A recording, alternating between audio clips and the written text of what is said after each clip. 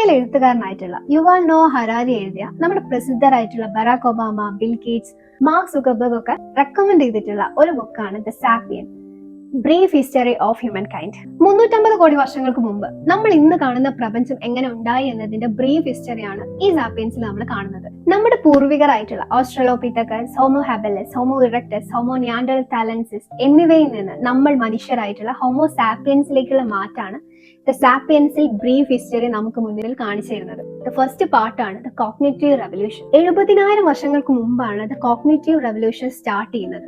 Big bang theory, atoms, energy, molecules എന്നിവയിൽ നിന്ന് ഇന്ന് നമ്മൾ കാണുന്ന സങ്കീർണമായ ജീവികളിലേക്കുള്ള മാറ്റം വളരെ ലളിതമായിട്ട് ഈ ബുക്കിൽ കാണുന്നുണ്ട്. ഹോമോസാപ്പിയൻസിന് വലിയ ബ്രെയിൻ സ്ട്രക്ചർ ഉള്ളത് കൊണ്ടാണ് മറ്റുള്ള ജീവികളിൽ നിന്ന് ഈ ഹോമോസാപ്പിയൻസ് വേറിട്ട് നിൽക്കുന്നത്. അത് മാത്രമല്ല, കമ്മ്യൂണിക്കേഷൻ ആയിക്കോട്ടെ, ക്രിയേറ്റിവിറ്റി ആയിക്കോട്ടെ, മീൻസ് ഒന്ന് സംഘടിച്ച് വർക്ക് ചെയ്യുന്നതിലായിക്കോട്ടെ, എല്ലാം കൊണ്ടും മറ്റുള്ള ജീവികളിൽ നിന്ന് ഭയങ്കര യൂണിക്നെസ് നമ്മൾ ഹോമോസാപ്പിയൻസിനുണ്ട്. രണ്ടാമത്തെ പാർട്ടാണ് അഗ്രികൾച്ചറൽ റെവല്യൂഷൻ. 250 കോടി വർഷങ്ങൾക്ക് മുമ്പും മനുഷ്യൻ സസ്യങ്ങൾ ശേഖരിച്ചും മൃഗങ്ങളെ വേട്ടയാടിയൊക്കെ ആയിരുന്നു കഴിഞ്ഞു പോന്നിരുന്നത്. എന്നാൽ 10,000 വർഷങ്ങൾക്ക് മുമ്പ് കൃഷിക്ക് അടിത്തറ പാകി. തേർഡ് പാർട്ടാണ് യൂണിഫിക്കേഷൻ ഓഫ് ഹ്യൂമൻ കൈൻഡ്.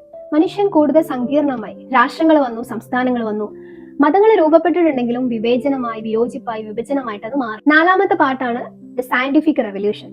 ഈ മൈക്രോസ്കോപ്പിന്റെ ഒക്കെ കണ്ടുപിടുത്തത്തോടു കൂടെ ഈ ബാക്ടീരിയ പോലുള്ള ചെറിയ ചെറിയ കീടാണുക്കളെ നമ്മൾ കണ്ടുപിടിക്കുകയും ശാസ്ത്ര മേഖലയിൽ വലിയൊരു പുരോഗതിയാണ് നമ്മൾ കൈവരിച്ചത്.